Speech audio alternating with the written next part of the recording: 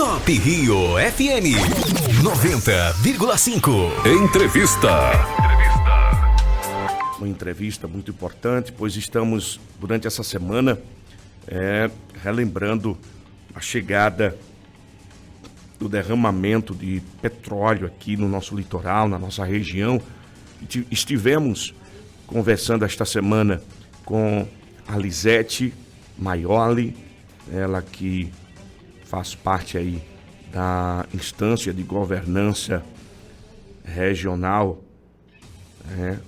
aqui que compreende os municípios de São José da Coroa Grande, Barreiros, Tamandaré, Rio Formoso e Sirinhaém. Estivemos também conversando com o professor Clemente Coelho Júnior, onde trouxe informações muito importantes para o nosso ouvinte. Também estivemos conversando com a professora Beatrice Pandovani, que também foi praticamente uma aula que tivemos aqui com ela. E hoje nós temos pela manhã uma entrevista com o Maurício Guerra, e ele que faz parte da Secretaria Estadual de Meio Ambiente e Sustentabilidade, já está conosco aqui na linha, e nós iremos conversar um pouco com o Maurício Guerra hoje, falando um pouco do trabalho que foi feito, o governo do estado, através do gabinete de crise que foi montado com relação ao óleo e petróleo que chegou aqui no nosso litoral. Bom dia, meu amigo Maurício Guerra, está nos ouvindo bem? Bom dia, Valmir, como é que vai você? Tudo bem? Estamos ótimos. Tá tudo bem, graças a Deus. Maurício, um prazer enorme, a rádio Top Rio FM está recebendo você aqui para conversarmos um pouco e lembrarmos, que há um ano atrás chegou aqui no nosso litoral, começando por São José da Coroa Grande e enfim, descendo aqui, o nosso litoral em Pernambuco, e poder trazer informações do que foi feito no gabinete de crise do estado. Seja bem-vindo então, Maurício Guerra, aqui a Top Rio FM. Obrigado, Valmir. Vamos... Estou com a palavra aberta, é isso? Vamos começar então. Estou desejando as boas-vindas a você. Muito obrigado, Valmir. Eu agradeço o convite, agradeço também os ouvintes que estão nos acompanhando, e eu acho que é importantíssimo, Valmir, por esse um ano de acontecimento, a gente conversar um pouco, explicar um pouco os fatos que ocorreram e que participamos intensamente dos acontecimentos, Pois é, Maurício, a gente sabe que a chegada de algumas manchas de óleo aqui no nosso litoral chegou no mês de setembro, finalzinho de agosto, início de setembro, mas a proporção que a gente pode assim falar maior foi justamente em outubro, quando tivemos aí aquela grande mancha de petróleo que devastou aqui o nosso litoral. Aí eu gostaria de saber de você, que fez parte do gabinete de crise, inclusive a gente manteve muito contato durante esse período, o que foi feito quando o governo do estado viu logo em setembro a chegada do petróleo, e depois, antes de chegar aqui ao nosso estado, nessa segunda onda aí que veio em outubro, o que foi feito aí inicialmente para tentar conter esse petróleo aqui no nosso estado? Pois bem, Valmir, realmente é bom a gente destacar que foi um fato completamente novo no país. Assim que chegou, o óleo foi chegar mais ou menos do dia 1 a 2 de setembro, temos chegado primeiro em João Pessoa,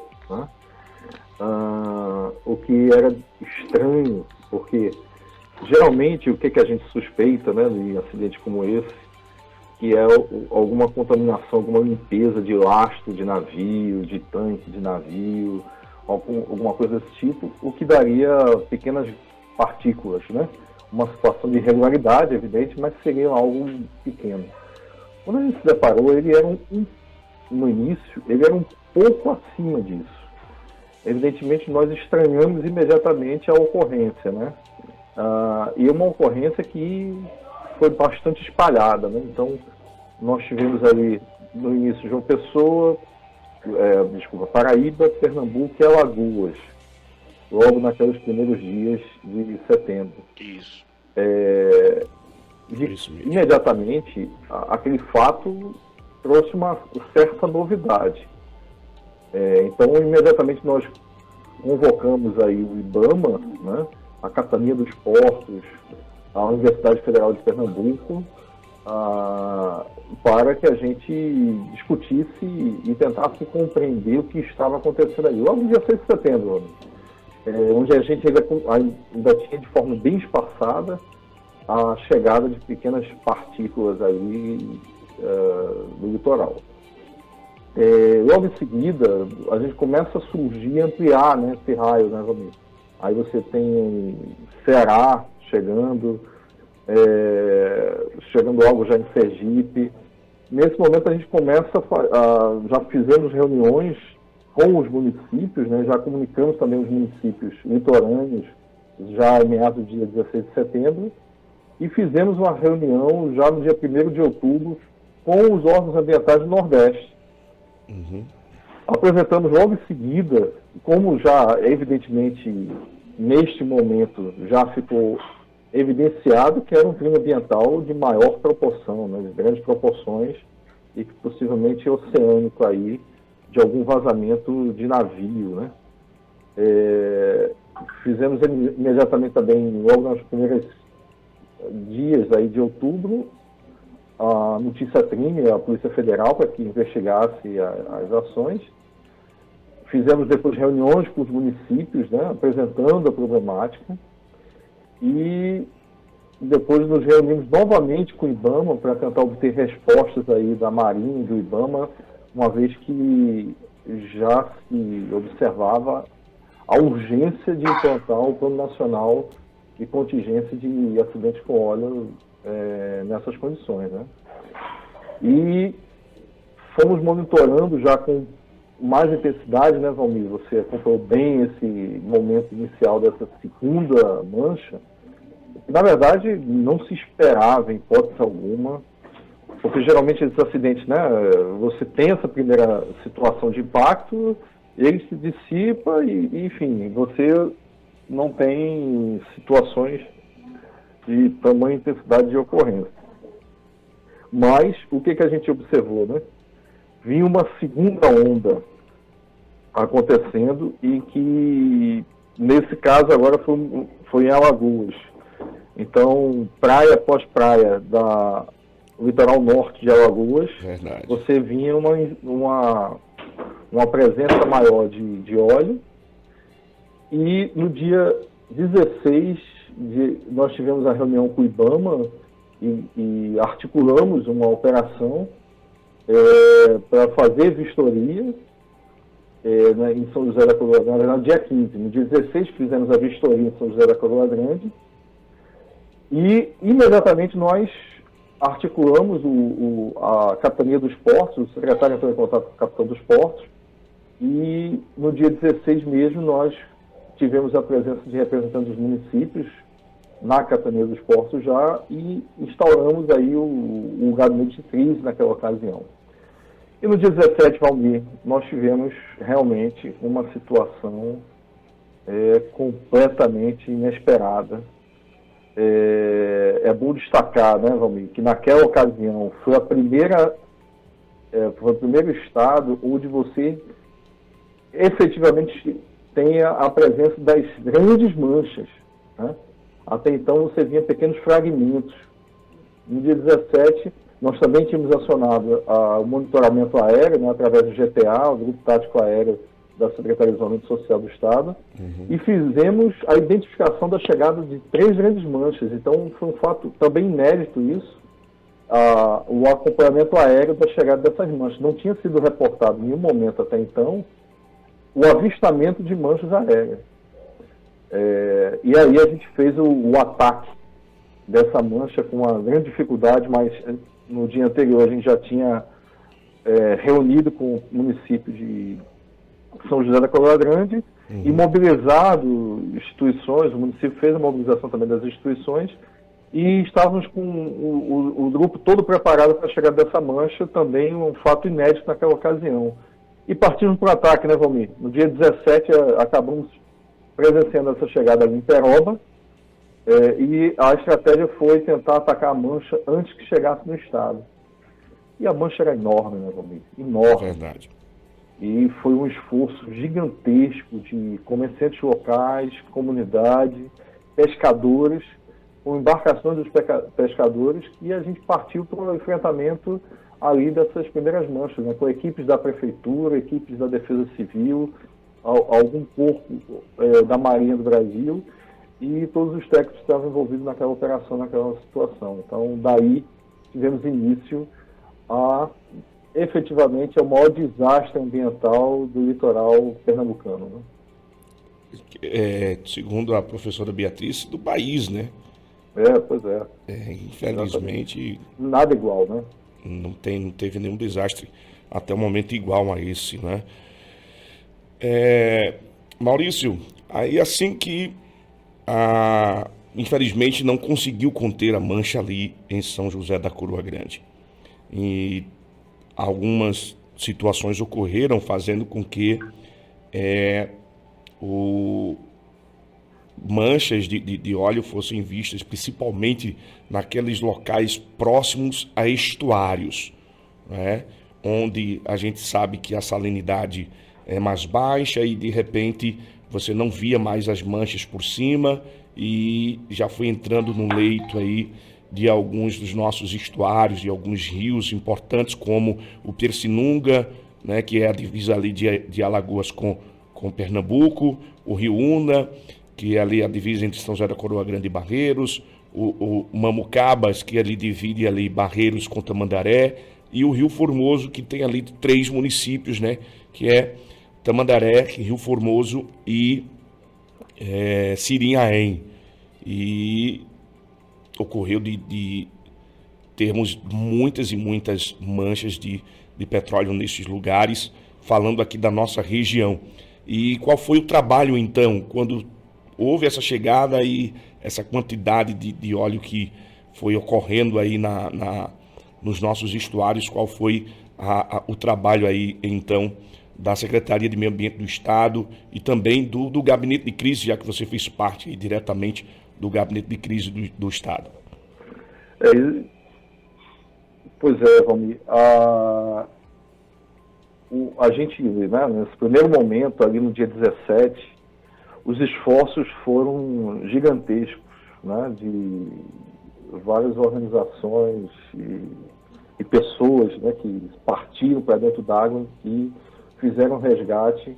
Naquela ocasião, a gente tinha identificado 3 grandes manchas e fizemos o resgate de 2, vamos dizer assim, a coleta de 2 manchas, com relativo sucesso depois de muito esforço, né, das equipes, principalmente da Prefeitura de São José da Coroa Grande, que botou maquinário e tudo numa tentativa muito intensa de tentar evitar que aquela mancha se deslocasse novamente para o mar. E a grande preocupação era exatamente isso que você colocou: tentar impedir a chegada dessas imensas manchas dentro dos estuários. O rio Pircinunga, não tenho dúvida que foi o rio mais atingido do estado pelo volume de manchas que chegaram ao longo desse período. Quando a gente imaginava que a gente só teria aquelas 3 manchas, algo desse tipo, fomos extremamente surpreendidos pelo volume impressionante de óleo que não parava de chegar e que passou a madrugada toda chegando ao longo daquela madrugada do dia 17. E no dia 18, ao iniciar os trabalhos, verificamos então intensa presença de mancha no rio Pircinunga, e no rio Una tinha chegado. A gente conseguiu também identificar uma mancha no rio Una, e aí daí em diante, realmente, a situação de insurgência, naquela ocasião nós sabíamos como era isso. Se isso vinha afundado, se isso vinha por superfície, imaginava-se no início que era por superfície, aquele material ficava boiando e entrava, e depois ao longo do período, né, que foi intenso até o dia 23, dia após dia a gente ia descobrindo que na verdade esse material vinha submerso e chegava submerso em todas as praias, e a gente percebia apenas quando chegava realmente na área da praia. Houve uma intensa mobilização dos municípios naquela ocasião, houve um acionamento, uma tentativa de acionamento da Petrobras, né, da Transpetro, no caso aqui, que era a referência, e houve uma tentativa grande também de mobilizar a Marinha nesse sentido, para que ela começasse realmente a dispor de gente, né, de mão de obra que pudesse efetivar a limpeza das praias, porque verificou-se naquela ocasião a dificuldade de identificação dessas manchas antes que se chocasse. Havia uma estratégia inicial de tentar pegar essas manchas ainda no mar. Uhum. Naquela ocasião, imediatamente, a gente acionou a prontidão ambiental do Porto do Recife e do Porto de Suape. O Porto de Suape ficou fazendo a cobertura do município de Ipojuca e Cabo de Santo Agostinho, e a prontidão do Porto do Recife, nós atuamos sobre todo o estado. E naquela ocasião, dia 18, a gente conseguiu também fazer, Valmir, a primeira captura da mancha do mar, com essa equipe de prontidão que nós acionamos do Porto do Recife, que estava sob nossa coordenação. Uhum. O que foi um grande feito, né, porque até então não se tinha também essa situação. Porém, como todos sabem, né, a chegada ela foi bruta, né, completamente bruta, em que qualquer esforço que a gente previamente tinha estabelecido, ela foi rapidamente superada pela grandiosidade das manchas, né. Naquela ocasião, nós então articulamos esse gabinete, formando aí com a Defesa Civil, a repressão do município, a CPRH, né, a SEMAS, a Marinha do Brasil e o IBAMA. E começamos a identificar, a acompanhar a chegada dessas manchas, né, onde chegava no litoral, a articulação das equipes de prontidão, as equipes de identificação e as equipes aí de atuação. Então fizemos essa vigilância, né, vamos dizer assim, no mar para essa captura e a extração imediata também dessas operações. Ao mesmo tempo mobilizava as prefeituras para que atuassem junto com suas equipes de limpeza no recolhimento imediato chegasse nas praias. Tem que isso foi muito grandioso, né, Valmir? Você mesmo sabe, estava no olho do furacão ali em Barreiros. Exato. Fora isso, né, a gente tinha as praias desertas, né, que nós temos ainda ali no litoral, em que, como Mamucabinhas, né? Exatamente. Você sabe bem aí o que representou a chegada naquela região e a dificuldade operacional de efetivar. Mas, provavelmente dito, era isso. O funcionamento do gabinete de crise era identificação das manchas e orientação das equipes de limpeza e acionamento das equipes da prefeitura e da sociedade ali para poder fazer esse recolhimento. Naquela ocasião, não tenha dúvida da importância da comunidade, dos munícipes de cada região dessa e de uma rede de voluntários que prontamente se estabeleceu e que tiveram um papel fundamental. Evidentemente, naquela ocasião também começou a muito receio, porque é um material contaminante, e começaram também a acionar as equipes de saúde aí dos municípios para dar também um atendimento à população dos esforços que estavam sendo empreendidos, mas nós nos ressentimos muito, evidentemente, de uma capacidade do governo federal naquela ocasião de dispor, de operar o Plano Nacional de Contingência e colocar efetivamente as equipes na ação de limpeza e na ação de contenção.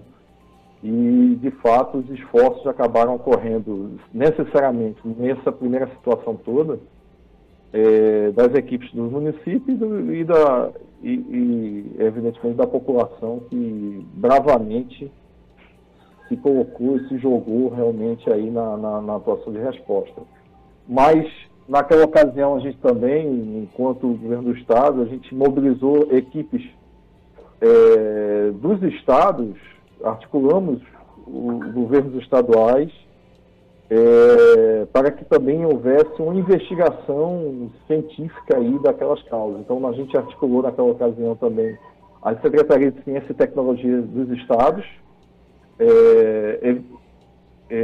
colocamos um esforço de lançar edital de pesquisa, né, para a gente poder entender, né, Valmir, a grande situação é que não se sabia de onde era, até hoje você não tem, e a grande questão é como você vai enfrentar a situação se você não sabe de onde é. Pois é. O que é, qual é o material, como ele E até hoje não tem-se uma informação realmente de onde surgiu isso, né?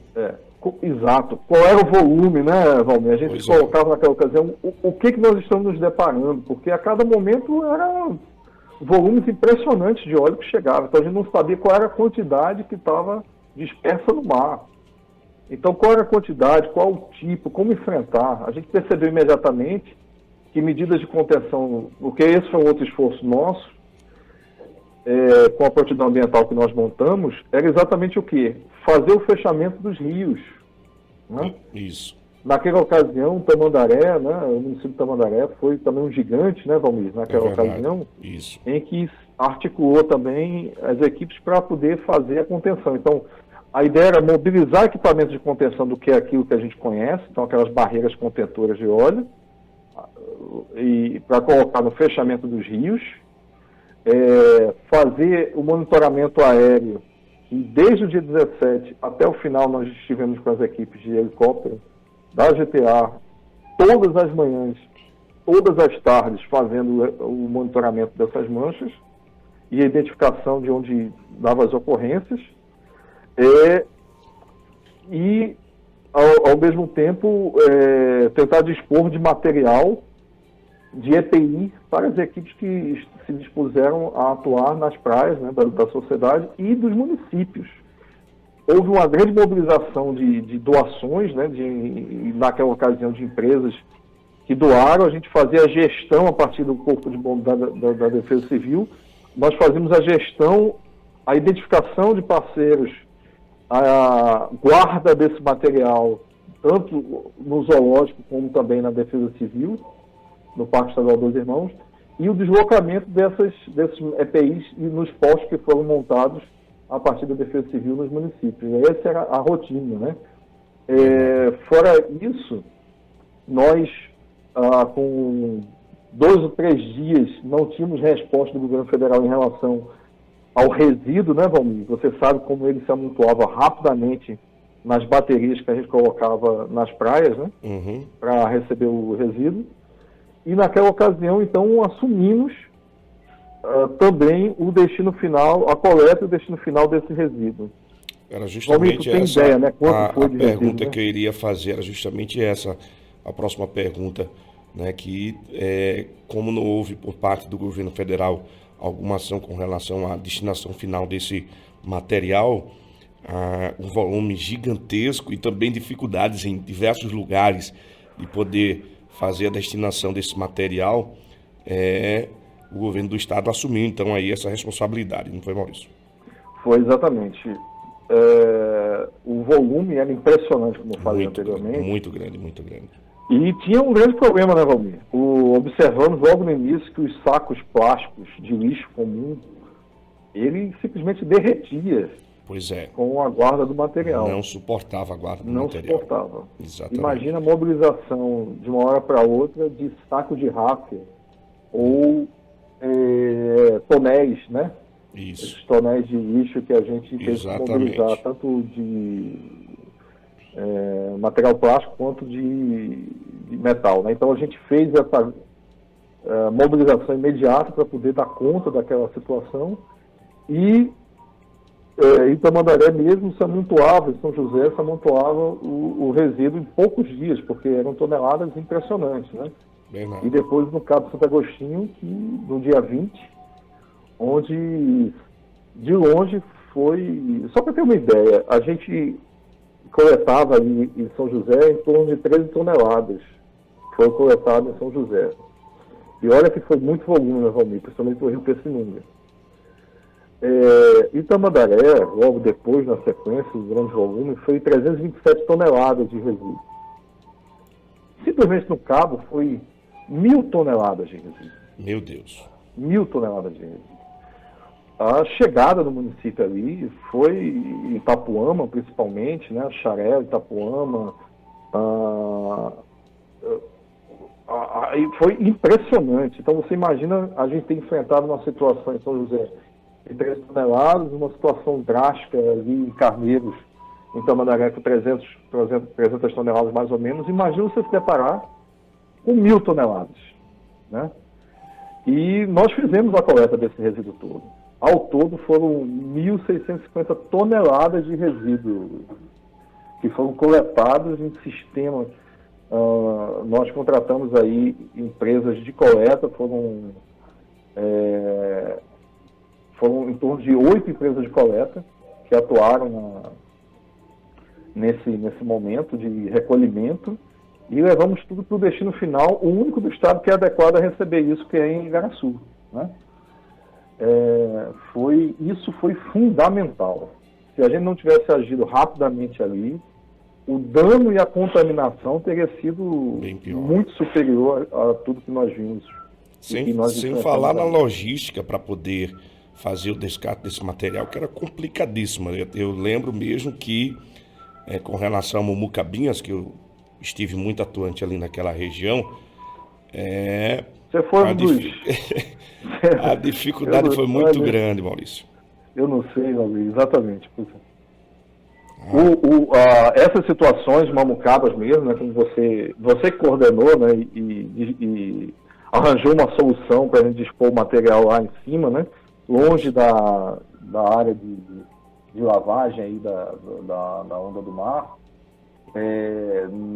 Mamucabas mesmo foi devido a toda a situação, né, de acesso àquela região, acabou sendo a última a ser removida, né? Pois é.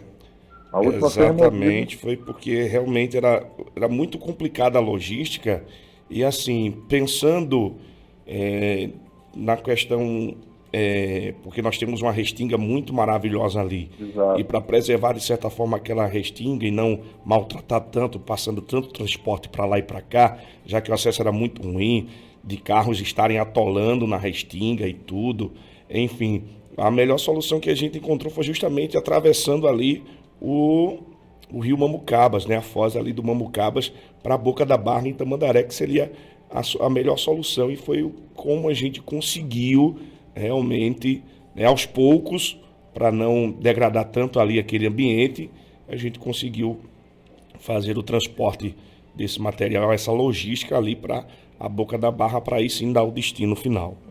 A gente garantiu, né, exatamente a segurança, né, do material não ter risco de contaminar, se evadir, né, do local onde foi depositado, e depois garantimos a segurança da retirada do material sem prejuízo ambiental, né, a situação toda.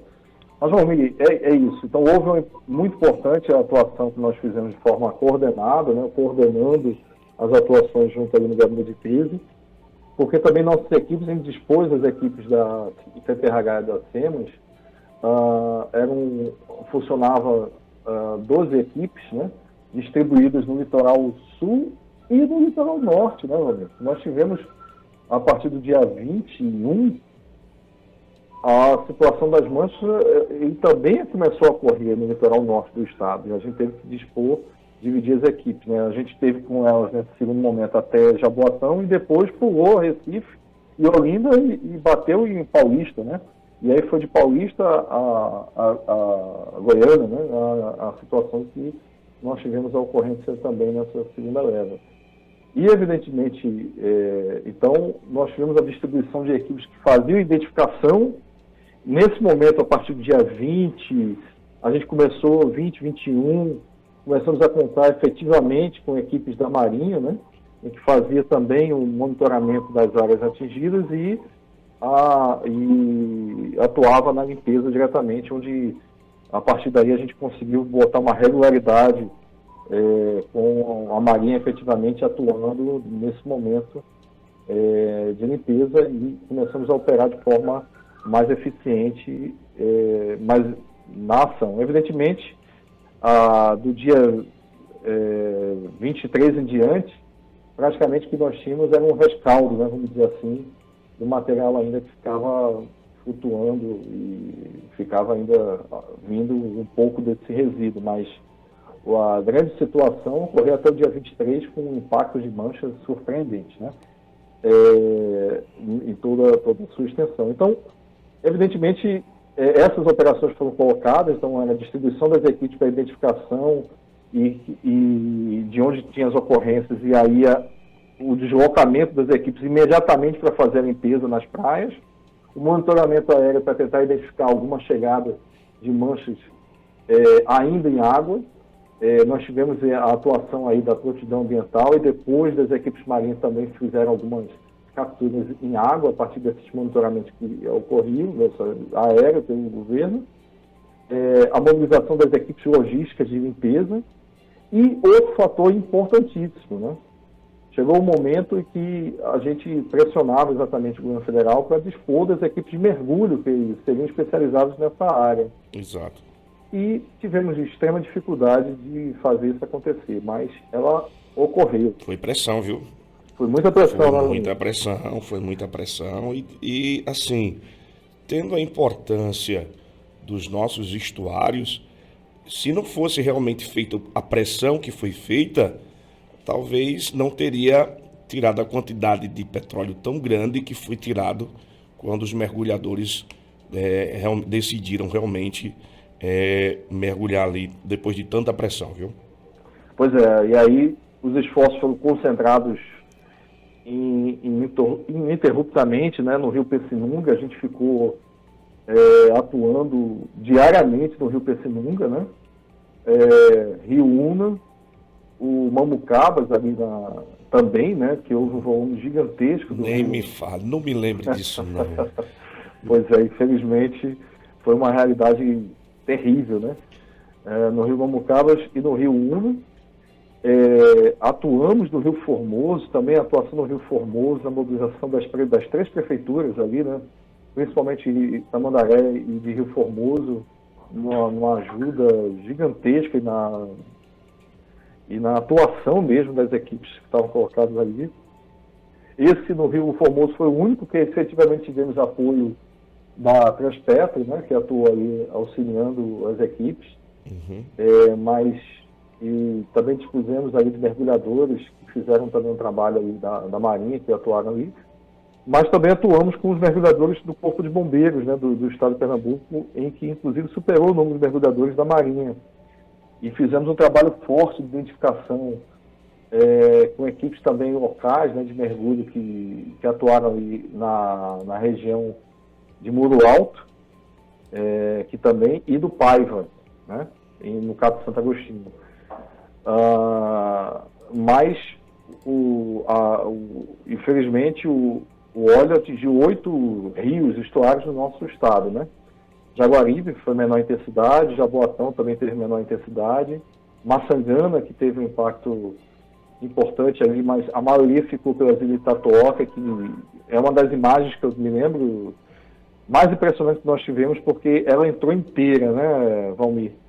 E ela pousou sobre a ilha de Itatoca ali, e era impressionante o tamanho da mancha, né, que foi toda fatiada e recolhida e transportada para o destino final, numa atuação impressionante ali das equipes. Então esse a gente conseguiu pegar elas em grandes manchas sem contato com pedra ou mangue. Então a gente conseguiu ali, em grande parte, recolher. Evidentemente teve um material que foi ali junto da ponte e que agregou também no mangue, que teve uma dificuldade gigante de ser retirado e tudo. Mas é nesse que a gente conseguiu tirar as grandes manchas que estavam ali colocadas.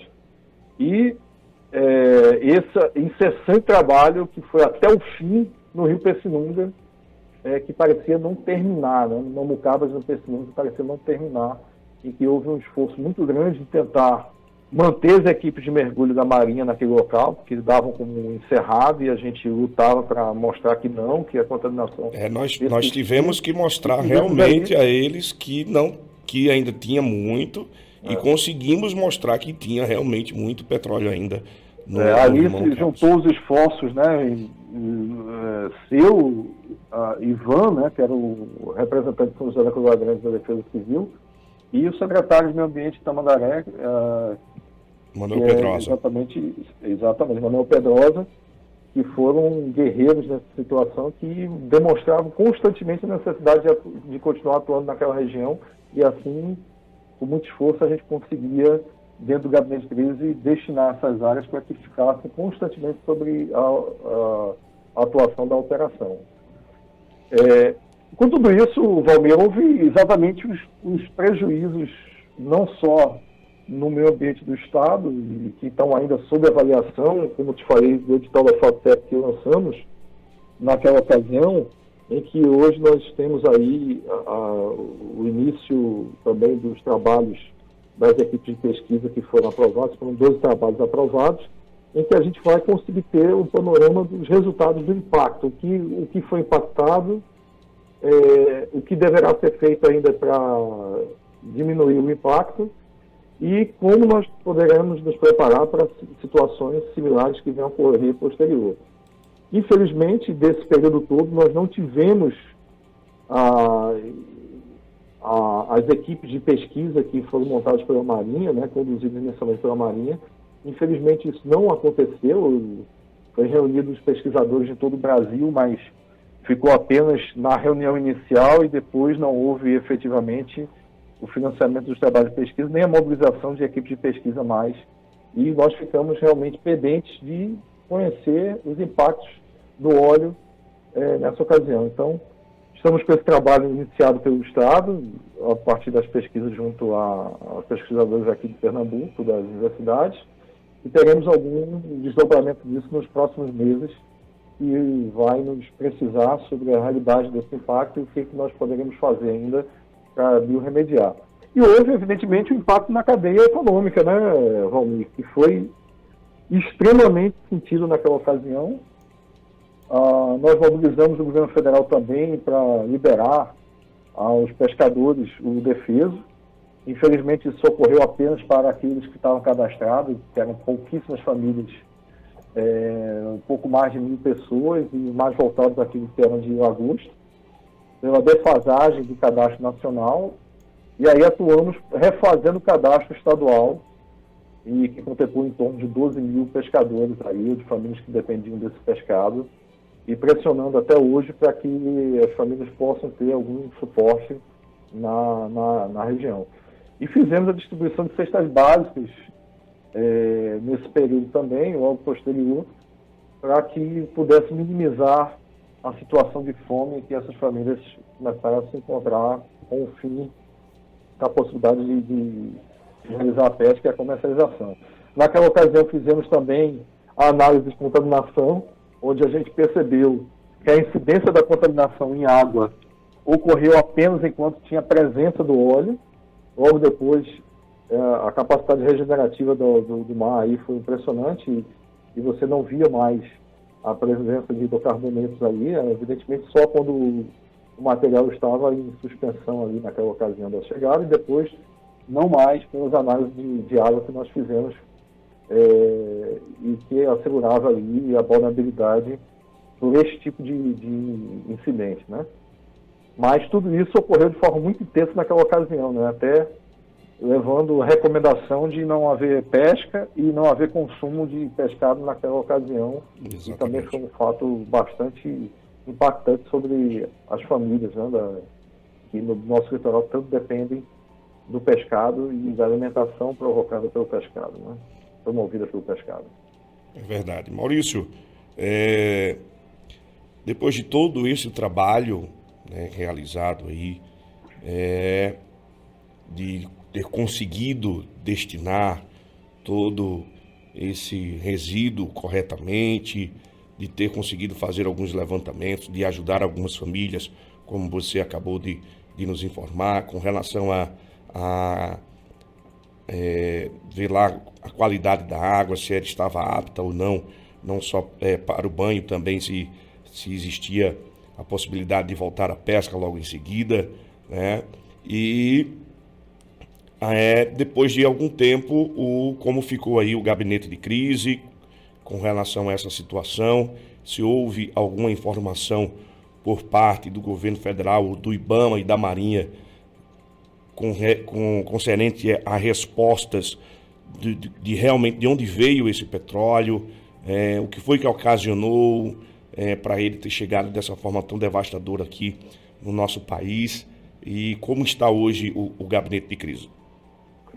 Naquela ocasião, nossa atuação, além da coordenação das equipes de campo, né, identificar e destinar as ações de limpeza e evidentemente também a cobrança, né, de EPIs e a chegada de EPIs, nós atuamos constantemente para algumas situações acontecerem, Valmir. Então, uma das nossas lutas intensas e que não surtiram também efeito junto ao governo federal foi a disponibilização de EPIs.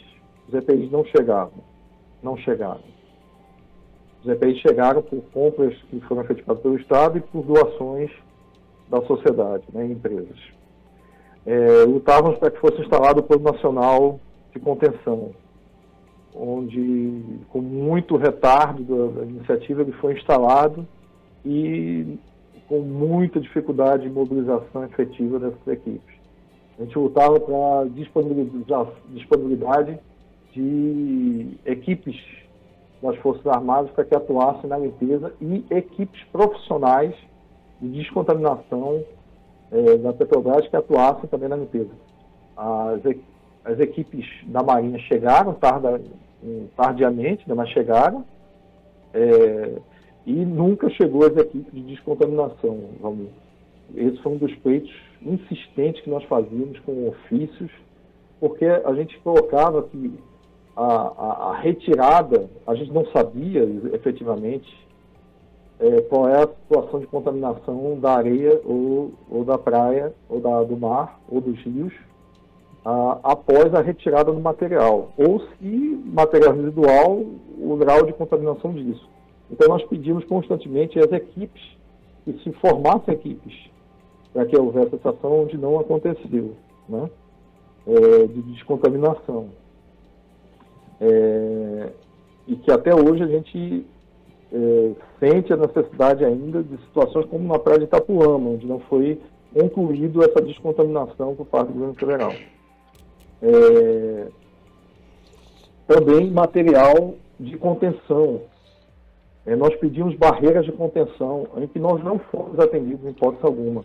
E nós tivemos que entrar com a prontidão ambiental do porto e colocar as barreiras de contenção em todos os nossos rios aí, que eram frutos de risco, né? Nós que montamos essas barreiras de contenção nas praias, em que foi demonstrado, e embora no início parecia não ter eficiência, mas foi demonstrado por pesquisa na Bahia, né, da Universidade Federal da Bahia, que em determinado contexto era possível.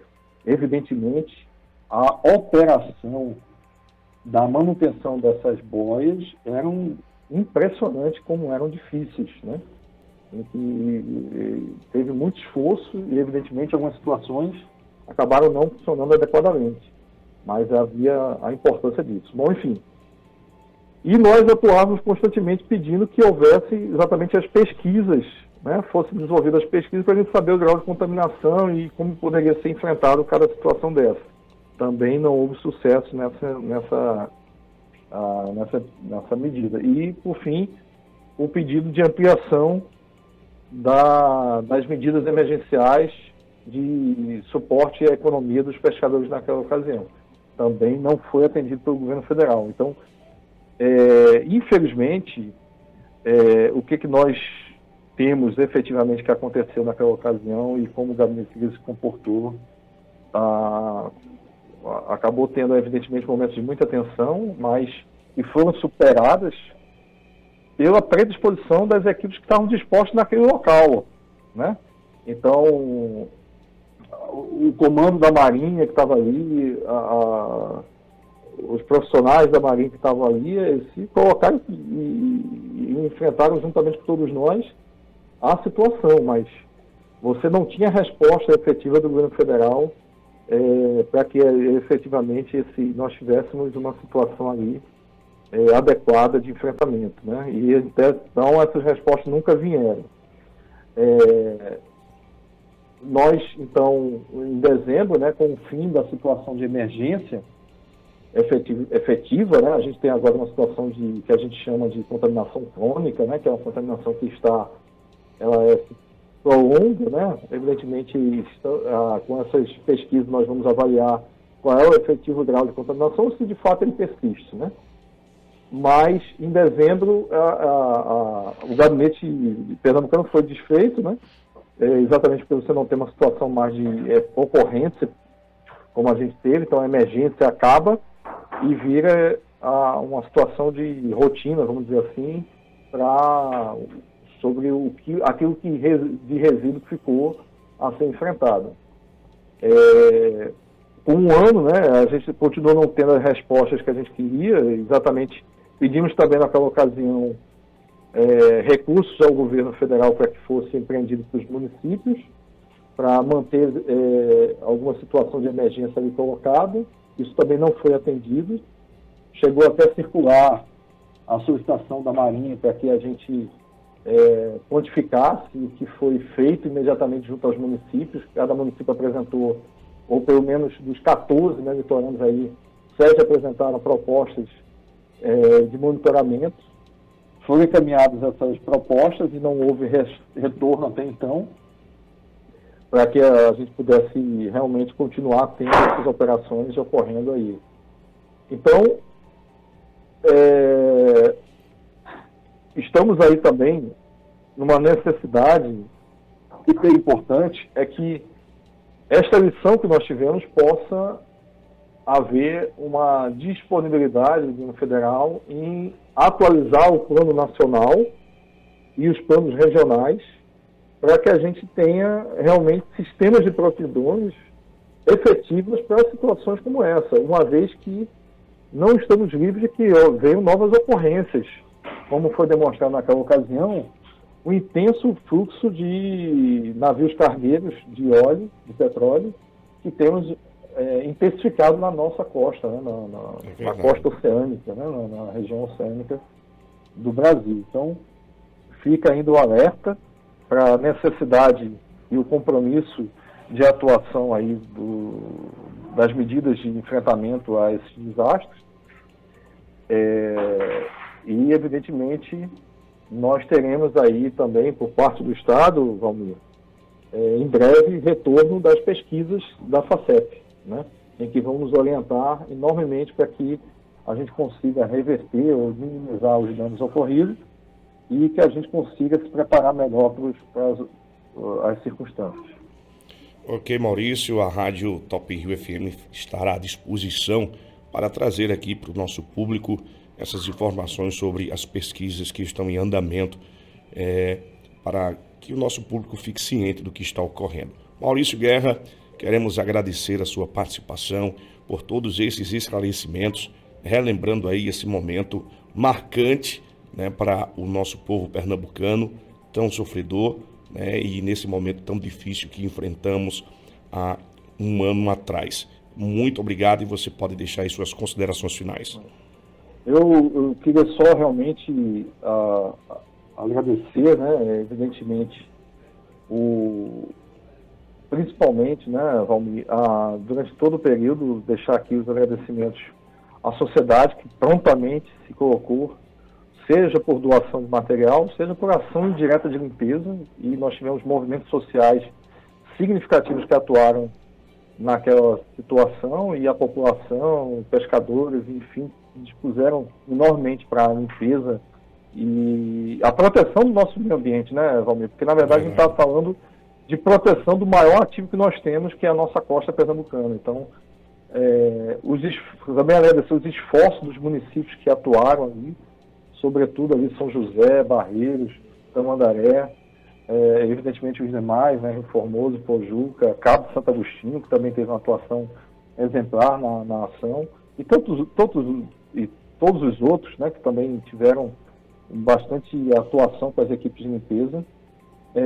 O governo do estado, evidentemente, aí com a equipe toda coordenada por Bertotti, o nosso secretário Bertotti, que foi tão intenso e preciso na sua atuação nesse gabinete de crise, e evidentemente o governador Paulo Câmara aí na mobilização sem medidas, né, que foi feito dos órgãos do estado para poder efetuar todas as operações que foram diante daquela situação tão bem sucedida no que foi possível executar e haver uma mobilização tão intensa e disposição de todos os órgãos do estado que dispuseram também suas equipes para poder atuar nesse incidente. Eu acho que esses todos estão de parabéns. Não posso também deixar de destacar a equipe da Capitania do Porto de Pernambuco, também teve um papel importante conosco nessa atuação aí. E é isso, deixar também uma mensagem de esperança a nossos ouvintes aí, de que nós estaremos sempre atentos e alerta a essa situação, e nós hoje contamos com uma experiência, infelizmente é uma experiência, não podemos deixar de ter, mas que também estaremos atentos aí à atuação em situações como essa que venham a ocorrer. E agradecer, Valmir, evidentemente, ao guerreiro que você foi ali em Barreiros e na região. Seu trabalho foi fundamental, meu Deus, né, Valmir? Como foi difícil aquela atuação ali em Barreiros. Verdade. Mas que teve muito êxito na condução e na coordenação das equipes promovidas por você lá. Agradecer também esse seu esforço gigantesco, Valmir. Obrigado, Maurício. Nos encontraremos em breve, com certeza, para falar mais sobre meio ambiente. Muito obrigado, bom dia para você, Maurício. Um grande abraço, Valmir. Um abraço a todos os ouvintes.